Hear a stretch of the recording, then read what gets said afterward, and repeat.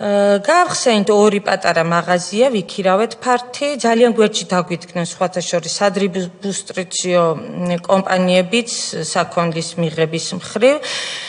გავხსენით ორი მაღაზია და მესამე მაღაზიაც ხსნიდით და შემოგვითვალეს ესეთი მესიჯი, რომ ესენი თურმე ისევ ფეხზე დგებიან.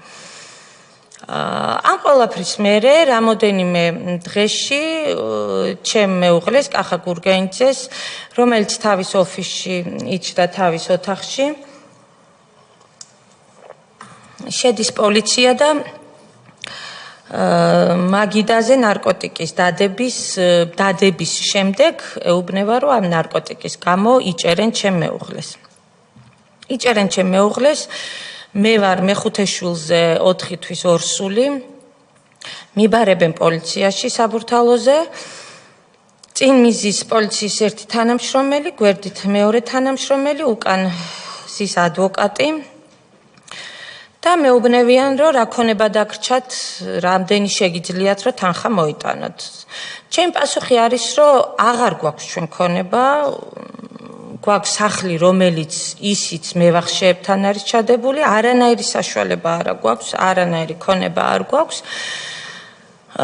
და ჩემ მეუღლე მანამდე ადვოკატს უთხრა, რომ მაკოს რო დაიბარებენ, იცოდეს, რომ მე ვიჩდები, მოვიხდი სასჯელს და არაბნაირად არავითარ შემთხვევაში არ გაყიდოს საცხოვრებელი სახლი. და მეც მისგანაც ეს დავალება მიღებული მქონდა და რომც გამეყიდა მეხუთე შვილს ველოდებოდი, უბრალოდ ვერც ფიქრობდი სად უნდა წავსულიყავი საცხოვრებლად.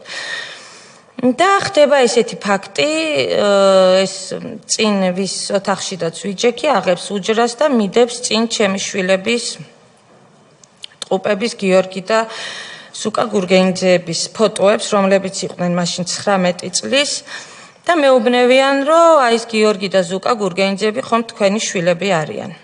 იქ სიმართლე გითხრათ, გავფუჭდი აბსოლუტურად. გამოვედი მდგომარეობიდან და პირველი სიტყვა რაც იყო, უთხარი, რომ ყველაფერს გავყიდი, რაც გამაჩნია.